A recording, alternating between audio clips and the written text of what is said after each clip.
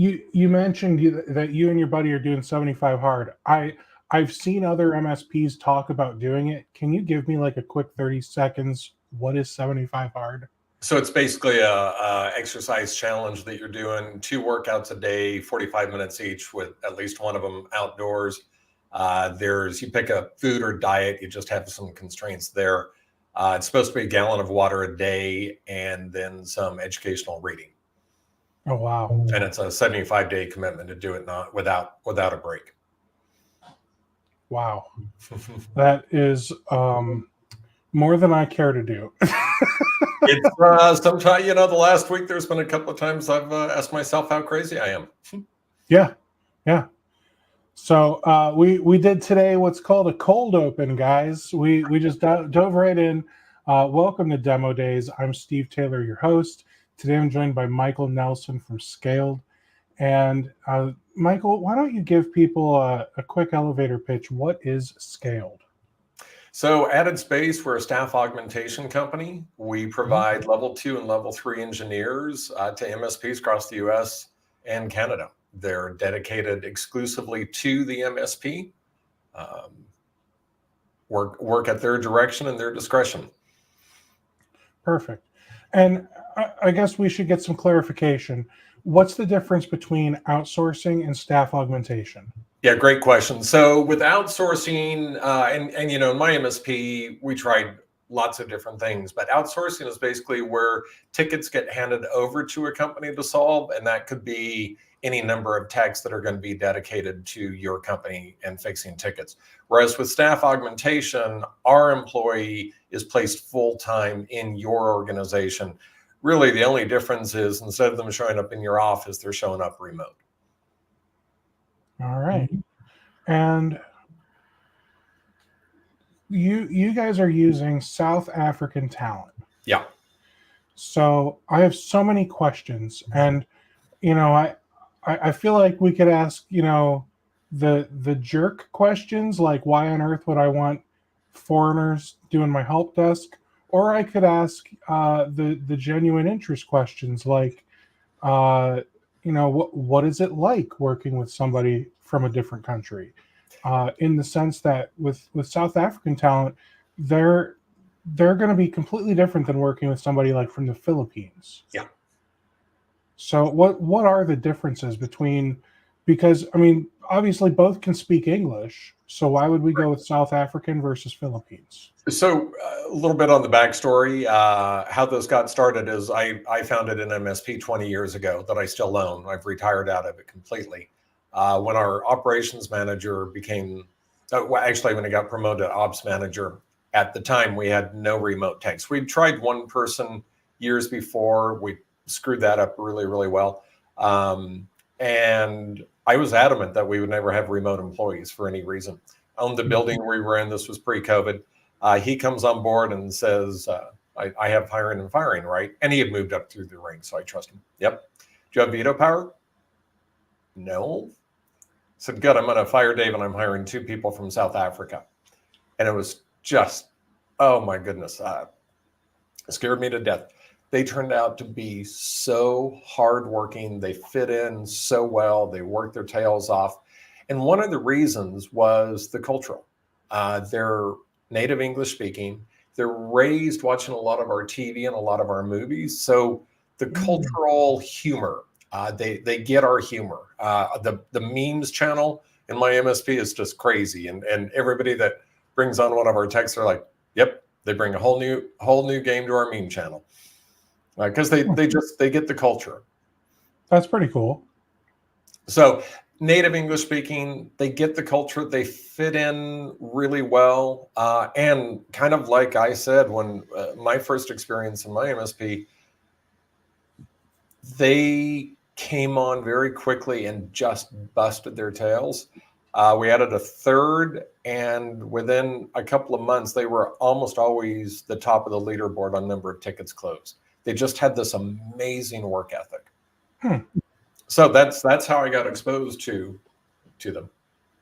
So we have somebody from South Africa on our team. The difference is they have a work visa and work here in the States. Right. However, I think they're back in South Africa right now. Maybe their visa expired. I'll be completely honest that this whole concept of like moving to another country and working is completely foreign to me. I've never left Northeast Ohio except for vacation a handful of times. And the only time I left the country, I went to Niagara Falls in Canada. So I'm a very sheltered boy. Uh, so one of the things that I learned from our gal is one, they don't have like central heat or air conditioning. Their internet isn't necessarily the best. So there, it feels like, one, obviously they just don't have all the luxuries that we do here in America.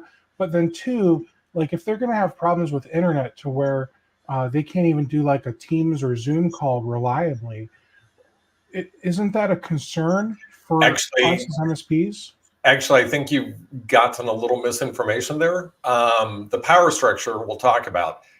Power is managed by the government, Okay. and it is poorly managed. They have what's called load shedding on a very regular basis, where they're going to be without power for 1 to 2 hours at a shot.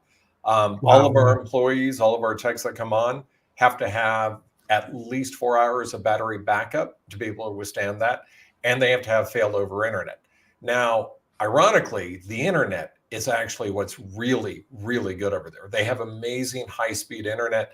It's private, which is one of the reasons that it runs a lot better than the government-run electricity. So we have no issues with connectivity. It's actually one of the things that we vet for very early on. They have to have high-speed internet connections with a good provider that we approve of. They also have to have failover internet.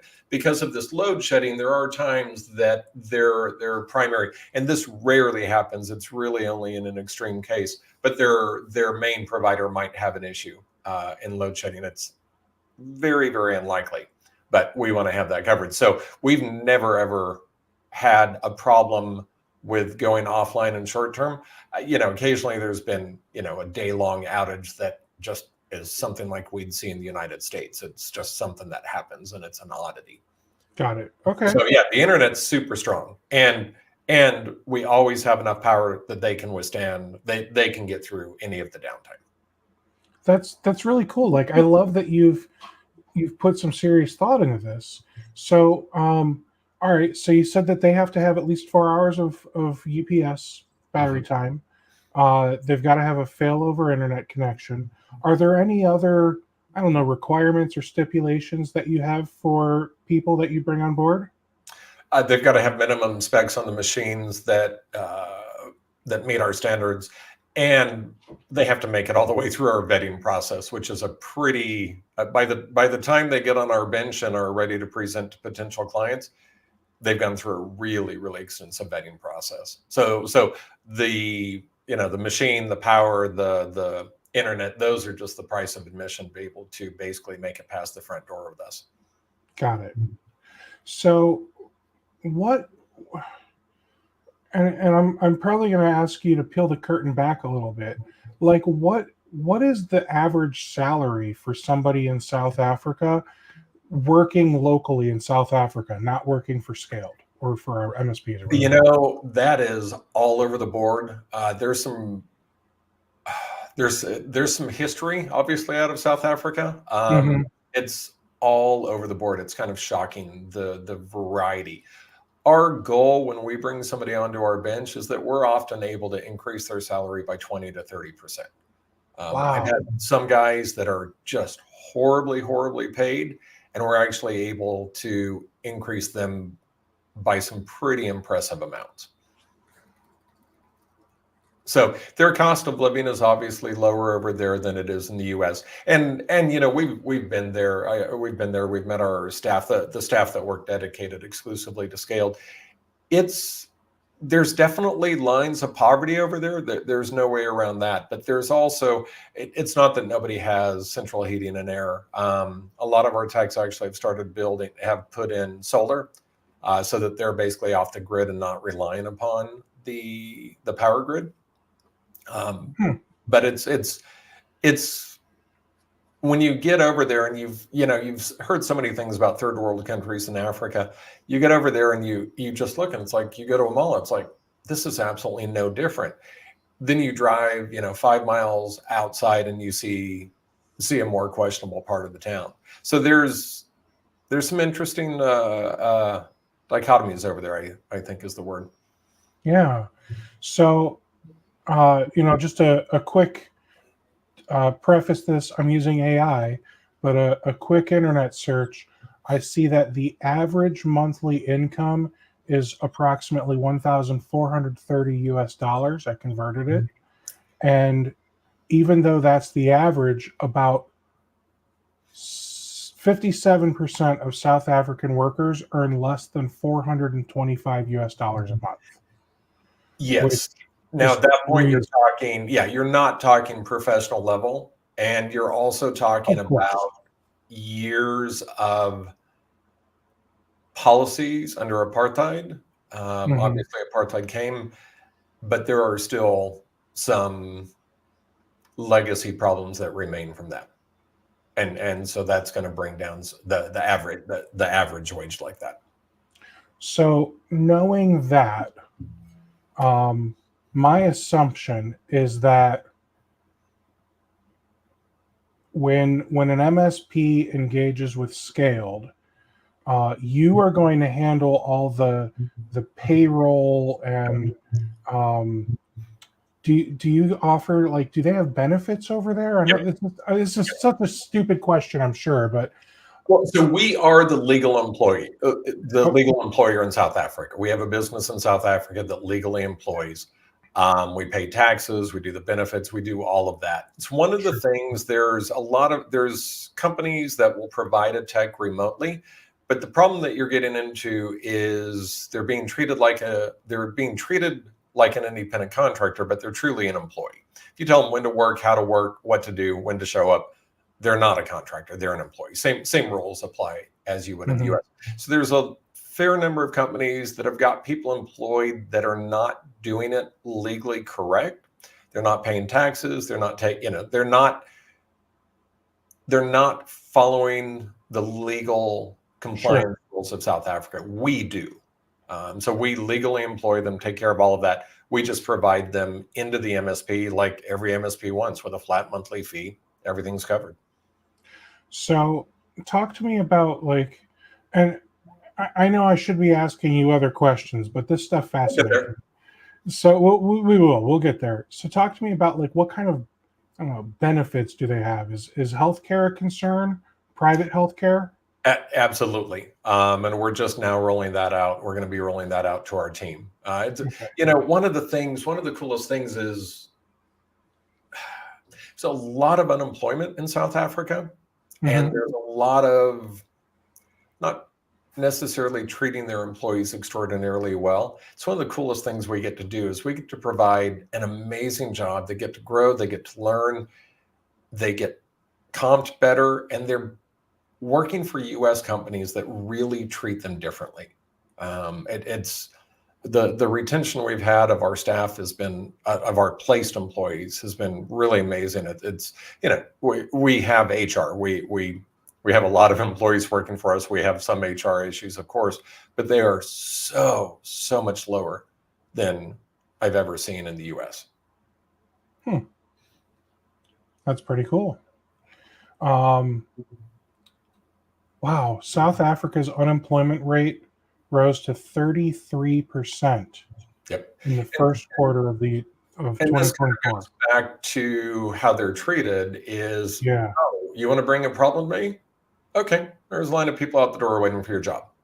Whereas we treat them truly like you should treat an employee that you want to keep for a long time. That is really refreshing. I love that you're taking care of these people, man.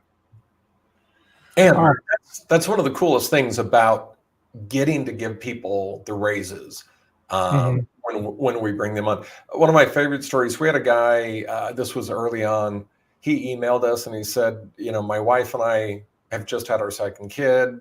We've been wanting to get back to our small little community where the grandparents are, but we couldn't afford to leave because we both had jobs here and we couldn't replace them there. we moved this weekend. And now our kids are going to get to grow up around their grandparents because we were able to leave. Because he's working remote. And we get to really make some pretty huge impacts on lives that way. And that's been just one of the coolest side benefits of this. So staff augmentation.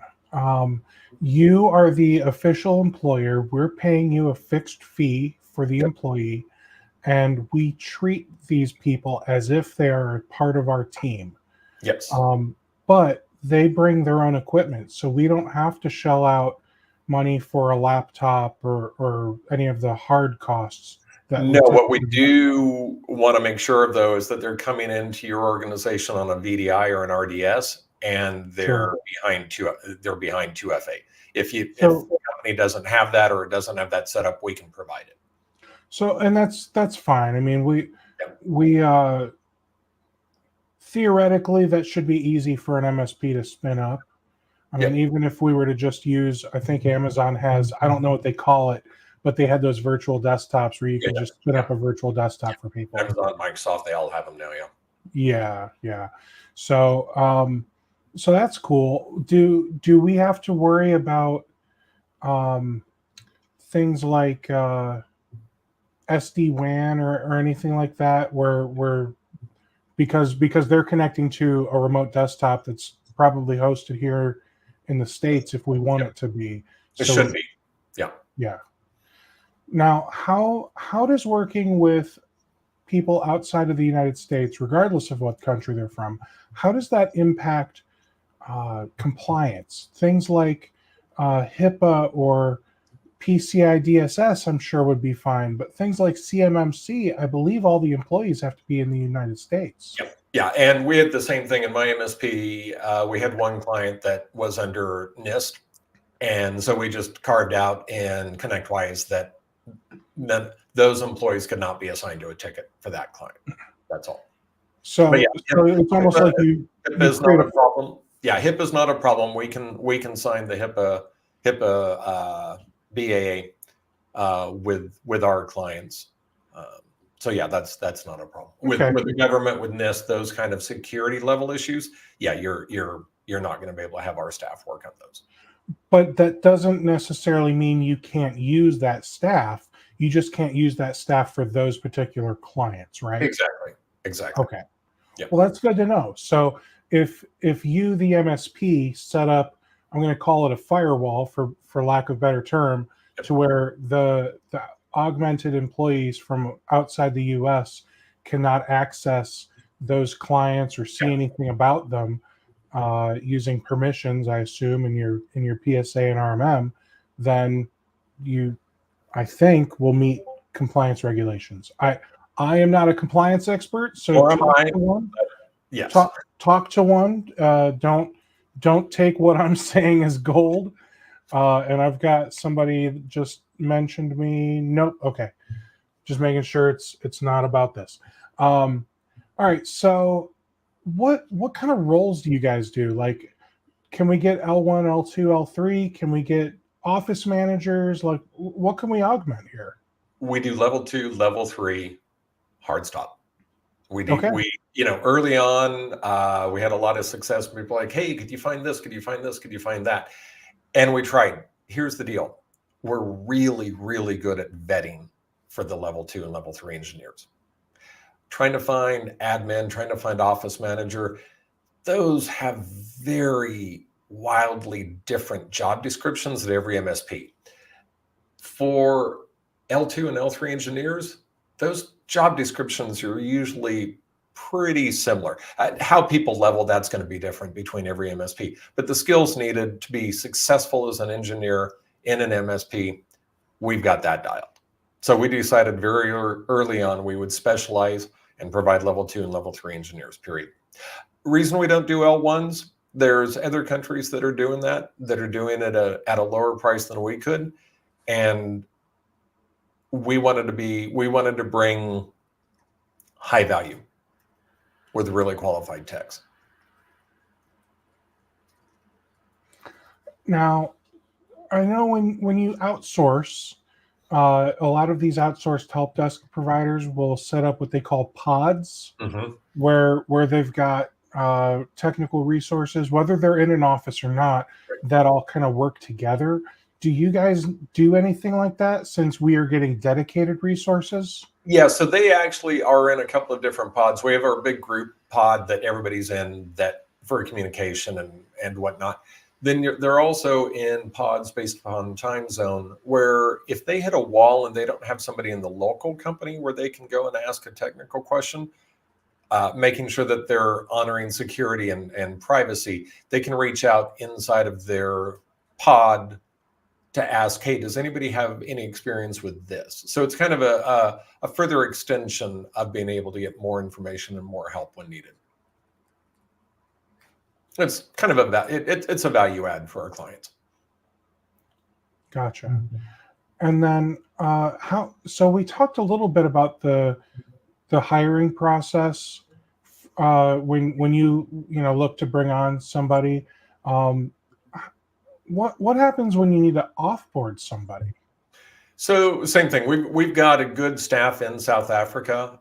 We've got the staff that recruits them, vets them, gets them all the way and ready up to the bench. Once they get placed in an organization, we do customer success management and we also do employee success management. So we're doing on both sides where we're having regular conversations and checking in with the client. Our team is also doing the same thing with the employee, so that if we see anything coming up, if there's any questions, we're there to support, to help, to guide, to coach.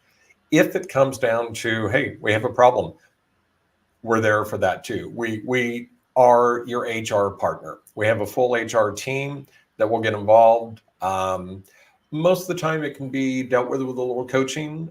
There are some times that we have to put people on a PIP. And though we want people long-term placed in your organization, if there's a problem, if there's not the right cultural fit or something, there is a 30-day notice. We don't lock people into annual contracts. Same thing in my MSP. Hey, if we're doing our job right, stay with us. Same thing with us. If we've got the right tech, right attitude, you're going to keep that person for a long time. If it's not, we're not locking people into a long-term contract. So we have an HR team that can help with that. And just because we let go of one of your people does not necessarily mean you are letting go of that person, right?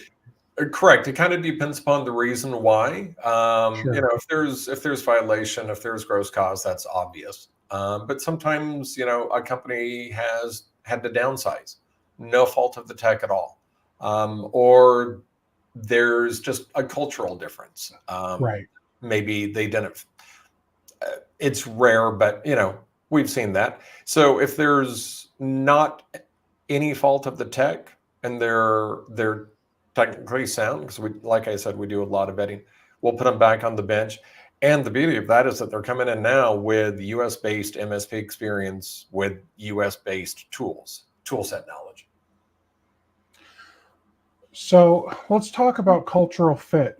You mentioned earlier that a lot of times they're going to grow up on Hollywood, so to speak. I mean, they might watch some Bollywood too, but they grow up watching Hollywood and probably like the British English stuff, right?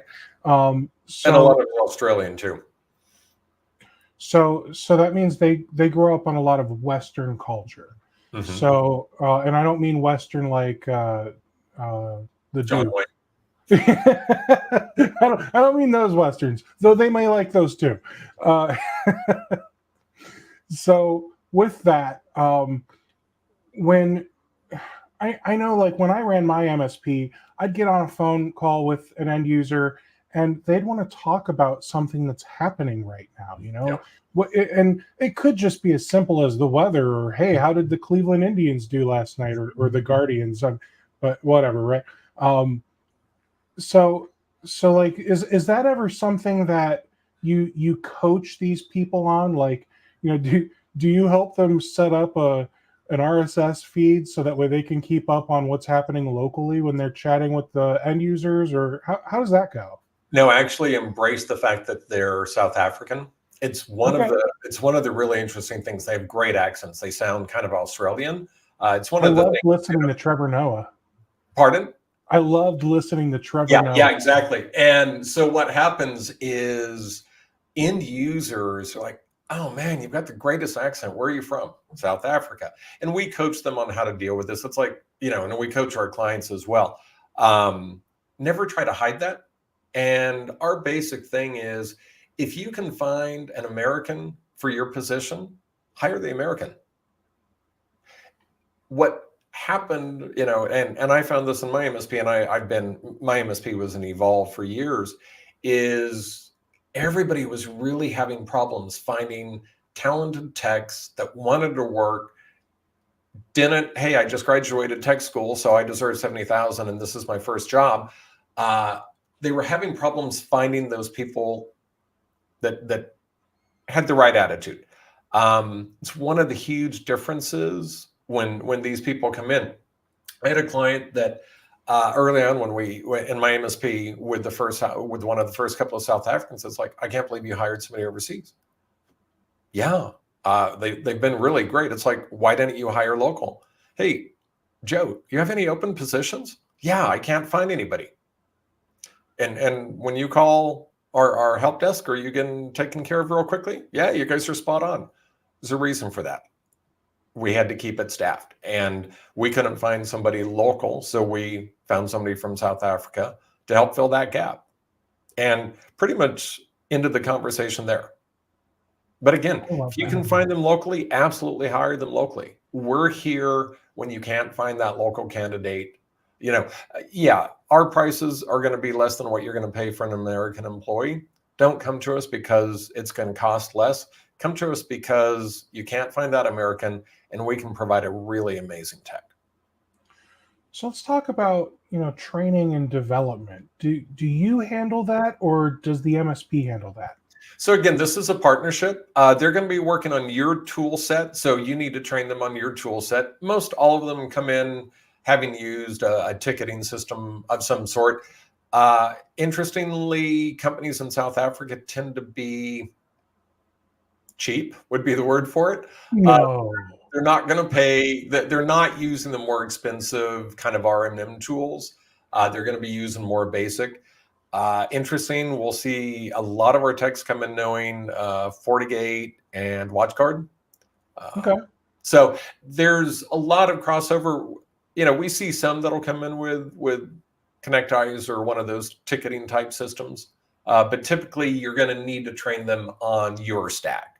Now, most of our MSPs also have a learning path. We also do on our side. We will pay for up to 2 courses on a quarter to help them grow and learn as long as it meets the needs of the client placement. And that's what I was alluding to. So I would fully expect the MSP to provide training on, hey, here's our tools. Here's the way we operate. Here's all of our SOPs and all of our documentation, so that way you can support our clients the way that we think they need to be supported. Exactly. But let's say you've got someone that is interested in becoming an AWS certified engineer. Is that something that we, the MSP, I'm sure if we saw value in it and we were interested in making the investment, you would not have a concern with that, right? No, and we would help support that, and we would help get courses for them as well. But it needs to serve the needs of the MSP. Sure, but knowing that you also provide courses for these people is fantastic. I love that. So you are also helping them to stay current, with the next version of Windows Server and new things happening on Azure and AWS and everything else. So that's fantastic. And it's one of the interesting things. The other thing that's slightly unique about South Africa is the amount of techs that are coming in with certs. A+, N+ is really, really common. There's a lot of technical schools. So a lot of techs, a lot of them go through technical schools instead of college. And they just are used to and love getting certs. And those certs, by the way, go to the MSP, not to us. We don't need them, so they can be associated with the MSP. That's great. Yeah, and I, in my own MSP, we've always kind of struggled getting people to get the certs. And when Microsoft changed about 2 years ago now, where that MCSE became, I forget the name of it, but basically it had to be 4 tests that had to be taken for us to keep our gold status with Microsoft.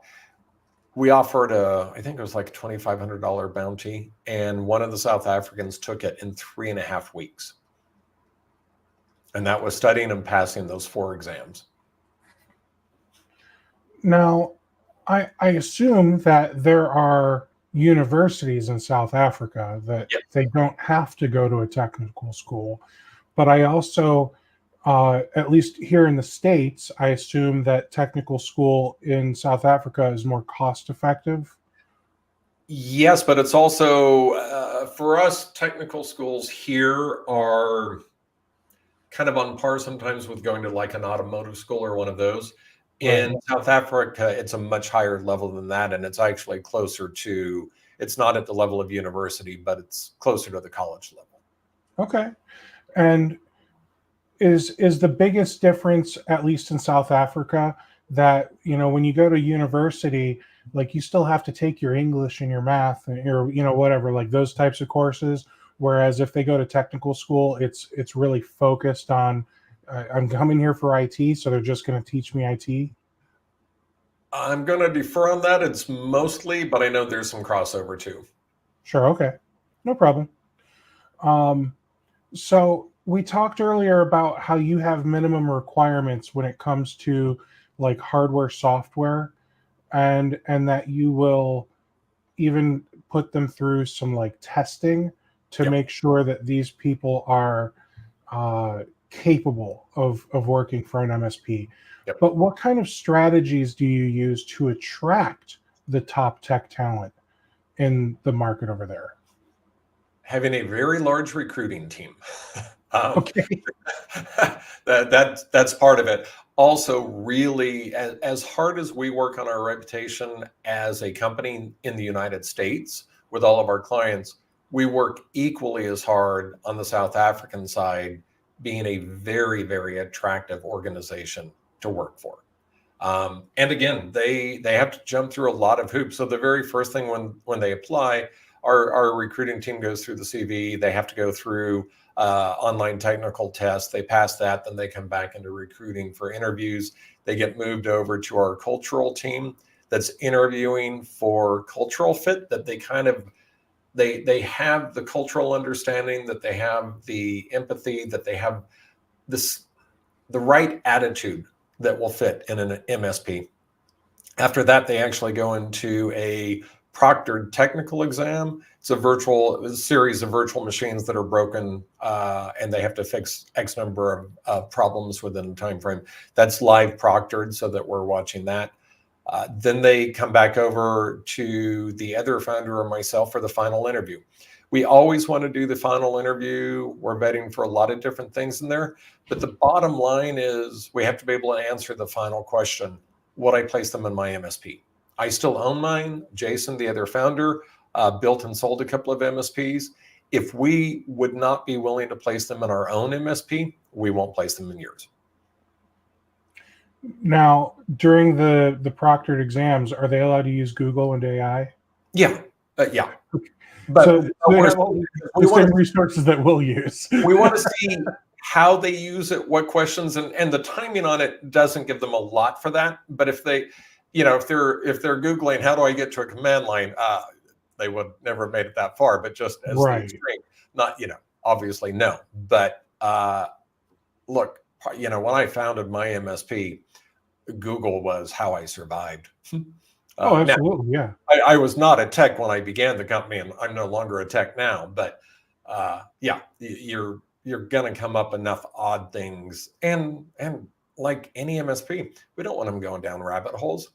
Yeah, Google that, look it up, see if you can find a quicker way to get to the fix. How do you guys handle things like career progression? So, we might have an L2 who wants to become an L3. We might have a guy who a raise is a thing over there. Like, I assume so. Yeah, raises are pretty common. Annual raises are a very common thing, which we build into our agreements. For the progression, we just had this great. We had somebody that came on as a high level 2, and they just got promoted to a low level 3 within their placement. Great company. They really value growing their techs and wanted to reward this guy. He did a lot of things to step up. So yeah, and we encourage our techs to ask those kind of questions in the interviews, and we encourage our clients to also ask the same kind of things. Where do you want to be in 5 years? What's your progression? What do you want to learn in the next year? Where do you want to be? And do you have concerns when people haven't thought that far ahead? We want any good tech that's going to be interviewing should come and do an interview with questions. Sure. Yeah. So now we MSPs are managing the day-to-day with these people. Do you at Scaled have any metrics or KPIs that are measuring the success or quality of your placements? Yeah, so like I said, on our employee success team, we have regular check-ins with them weekly, I think, for the first 8 weeks of the placement. But and then continues on from there. We also are doing the same thing on the client success team that's checking in with the client. We do formal 3, 6, 9, 12-month reviews with all of our placements where we are sitting down with them and formally evaluating them.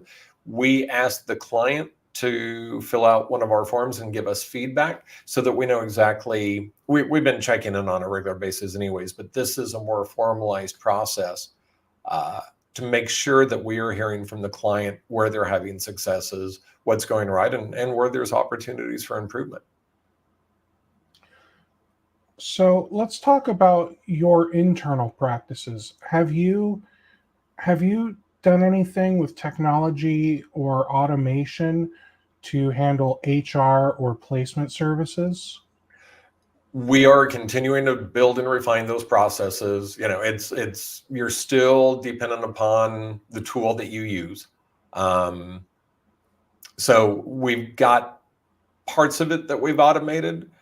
We've got managers of each of the 3 main divisions: the HR, the recruitment, and the client services, and they continue to keep improving processes as well. Yeah, I mean, like any good MSP, your profitability increases when you're not doing the manual tasks over and over. Absolutely. And the reason I ask is because I'm always curious, what can MSPs do to improve their own internal processes when it comes to hiring and firing and all that. So that's why I ask what you guys are doing. One of the things, part of our onboarding process is we actually ask for and help the client when they need help with it, a 30, 60, 90-day success plan. So we want, because we do a kickoff meeting that is between our team, the employee that's getting placed, the team, the US team, so their supervisor, manager, and anybody else that's appropriate. We sit down and do that launch meeting. It's the kickoff meeting.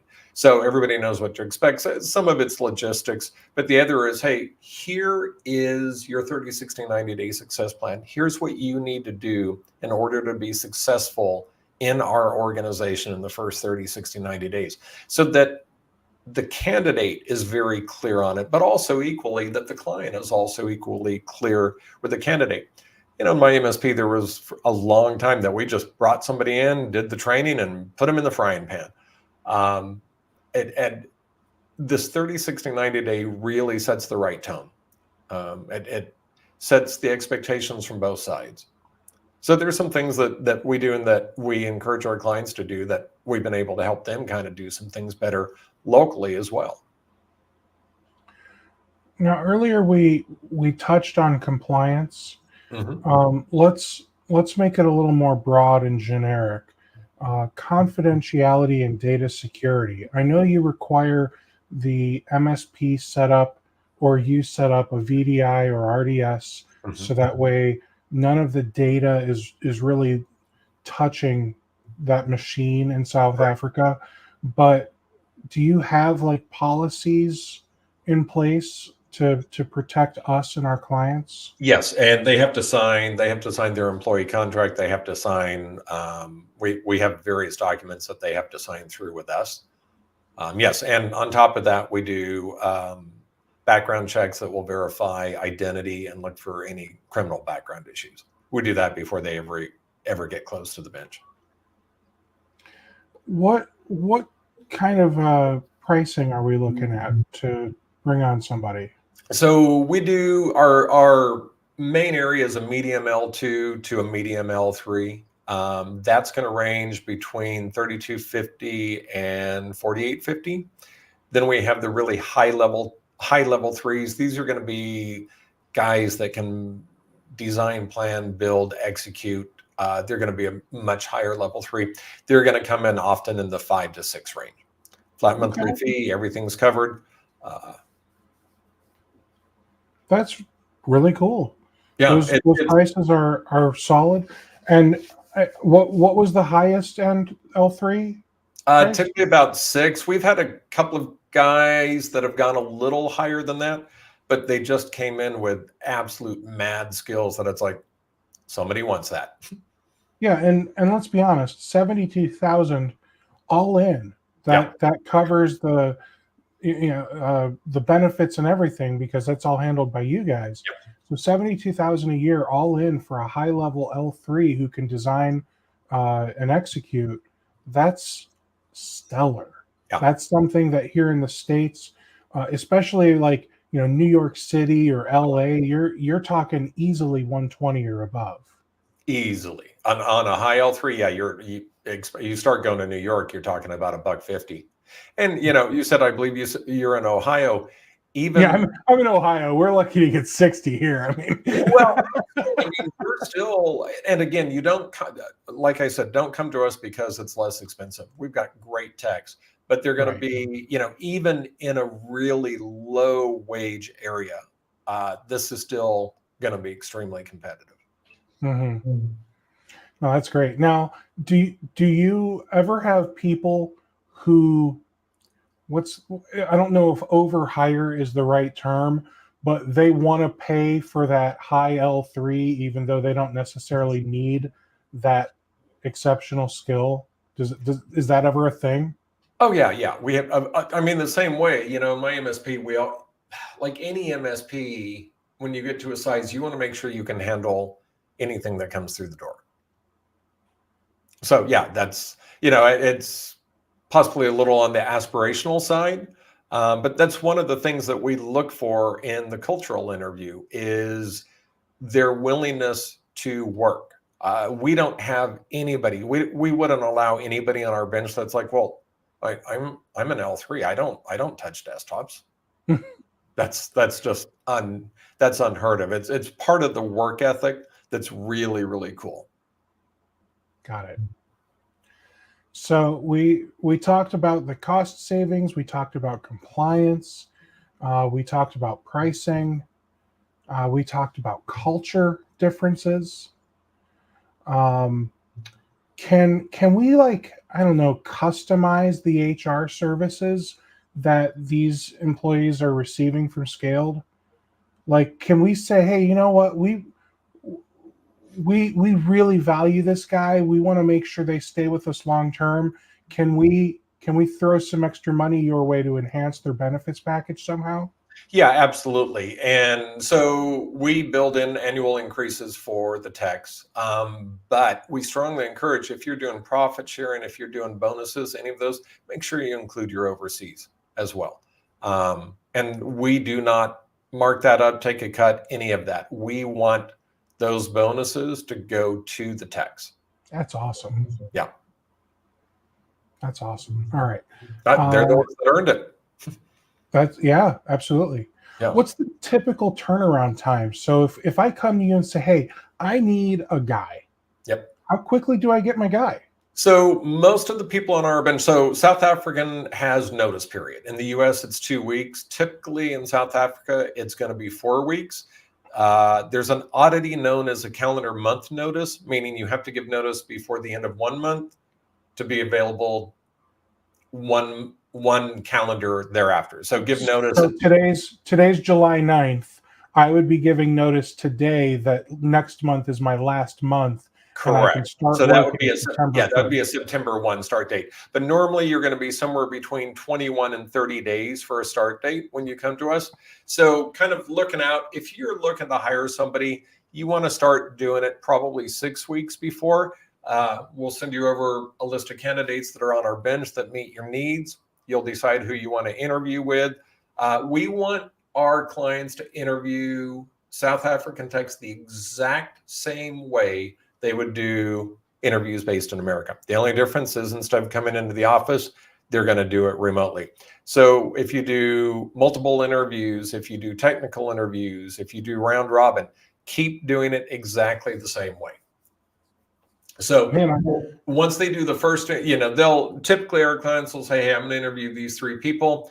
Typically they'll do it over one or 2 days. We'll allow them to put first right of refusal on a candidate. They're like, hey, we think this is our favorite.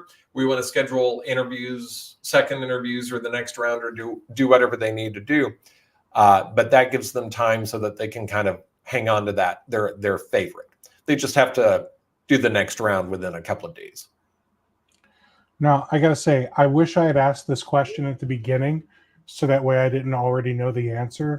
But give me the answer anyway, because this is going to make a great soundbite. If we're handling all of the training and treating this tech as though they're part of our company, why do we need Scaled? Because hiring overseas has a myriad of issues that come with it. We kind of jokingly say that South African employment law falls between California and France.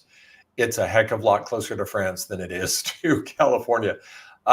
We become your partner. We have really, really talented techs that have been vetted. We make it really easy. And ironically, once a company gets their first tech from us, they often come back and say, can I have another one, please? Because we just make the process so easy. Everybody goes through the same problem. Is you place the ad on Indeed, you've got 300 resumes, if you're lucky, to go through. You narrow that down. You do 10 or 20 phone calls, interviews. Then you narrow that down to 3 interviews. You do the 3 live interviews, second interviews. You make the job offer, and they use that to parlay a raise at their current job. And then you're back at square one. We have that problem solved. When they're on our bench, they are ready to be employed.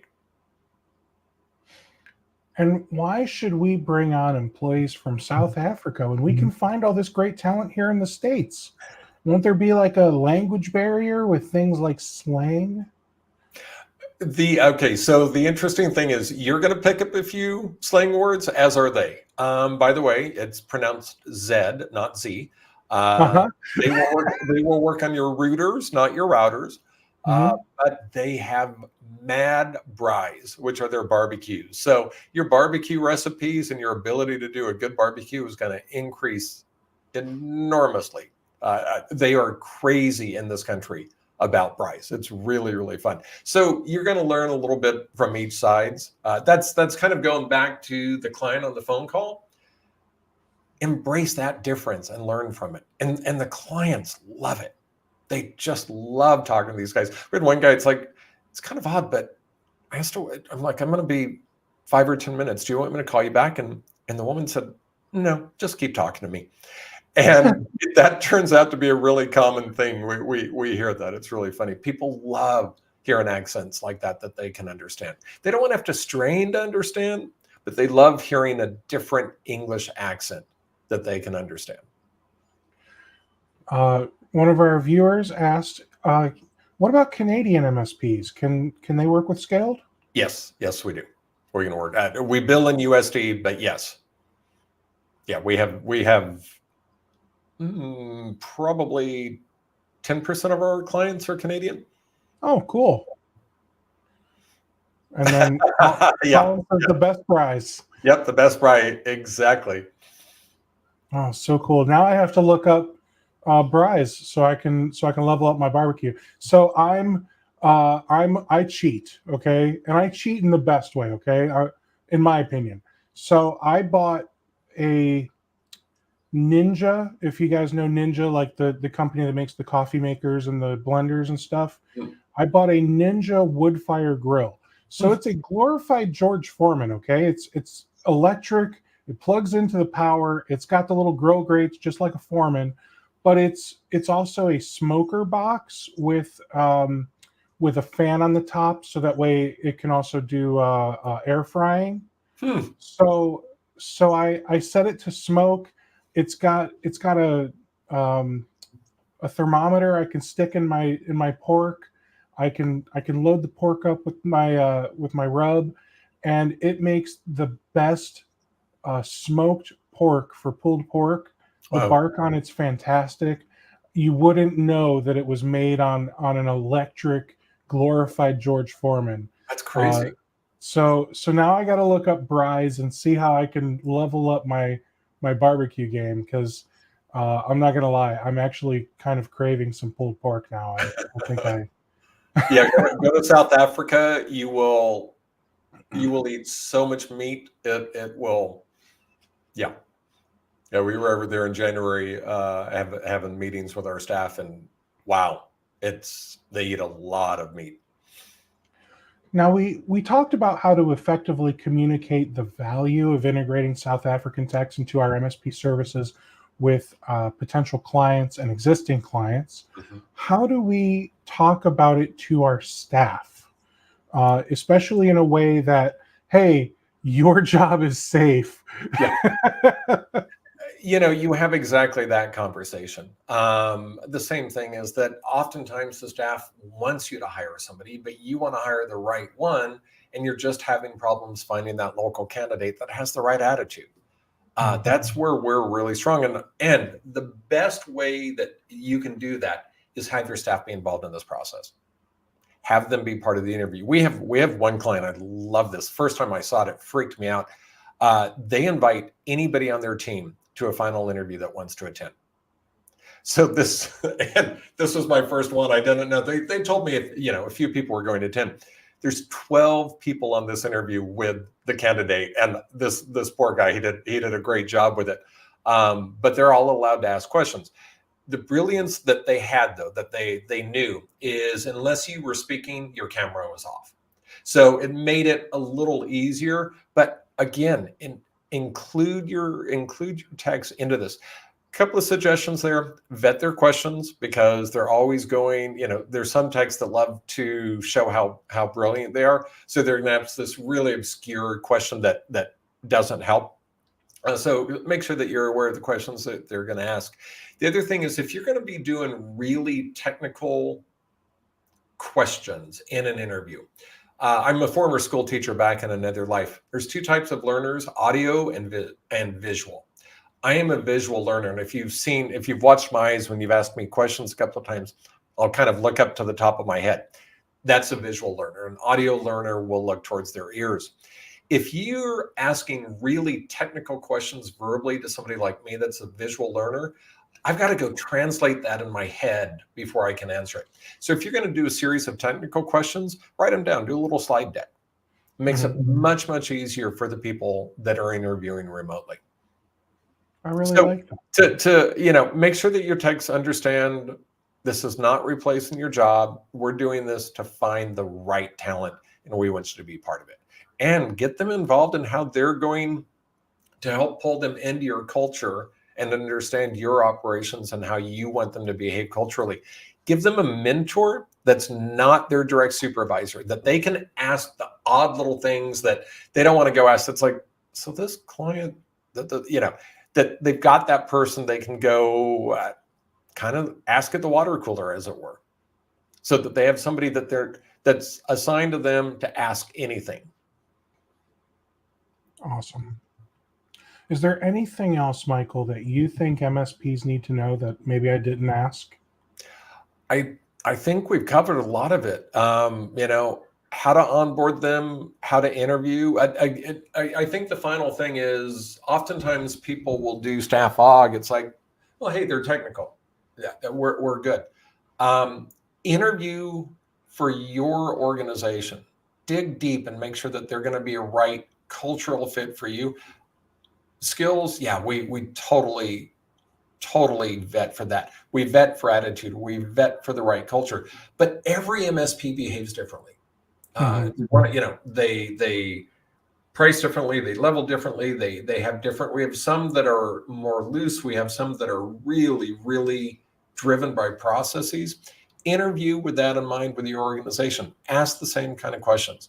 The interviews you do with our techs should be absolutely no different than how you're doing it with somebody local. Do any of your guys like the like the high level threes, do any of them know how to like write APIs or do any like simple coding type stuff? Oh yeah, some do, absolutely. Okay. Yeah. So that might be another reason for you MSPs out there to outsource, because you can get somebody who can completely build out your Roost RPA platform,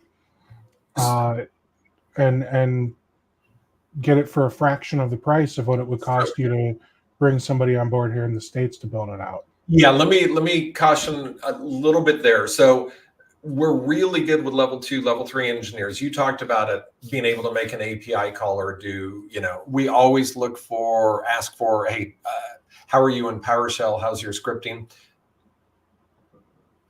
Same kind of things you're going to see in the United States. Where we will get into problems with a company is when they're looking for a unicorn. It's like, we'll have something, I want to be able to do this and this and this and this. It's like, can you find that in the US? No, that's why I'm coming to you. Like, it's same kind of rules apply. We are vetting for techs that are really strong in the level 2, level 3. We do have some of those gems that come across sometimes. But if somebody comes in, it's like, hey, I need somebody to deploy my Roost. You want to get somebody that's going to be specialized on that. Now let's be honest though. Most MSPs that are signing up with Roost, they don't have somebody specialized for that. They have a guy who just keeps falling uphill into these situations. I'm that guy. I keep falling uphill. I don't know how. But yeah, I mean, I don't think I'm asking for anything unreasonable. I'm asking for somebody that understands API calls and knows how to look at API documentation without their eyes glazing over, and can use that documentation to write something, and can understand how to go through the proper, like, okay, I wrote this, now how do I test it? So I don't want somebody who's going to act like they're in the Wild West and just start deploying something to my biggest client without testing it. So that's looking for aptitude. And that's what I would encourage people to do, is look for aptitude and ability to fill a role, instead of trying to fill a very specific subset of application specialties. Yes. Michael, this has been fantastic. We've got a couple minutes left. I don't have any other questions or comments in the chat, but if anyone has any questions or wants to reach out, if you go to channelprogram.com and search for Scaled, you will find Scaled. There might be reviews. I never know who's got reviews and who doesn't. If you are a customer of Scaled and you're happy with what they're doing, please go leave a review on Channel Program. And guess what? We're going to give you $15 for spending 5-10 minutes to set up that review and tell other MSPs, how great it is to work with Michael and his team. So, Michael, thank you so much. Steve, thanks to you. Absolutely, man. And guys, tomorrow we've got MSP Tutor. Friday there will not be a demo days because we've got Channel Engage. So go to channelprogram.com, and up on the top you'll see a banner where you can learn more about Engage and get yourself registered for that. It's free to attend, and we'll catch you at the next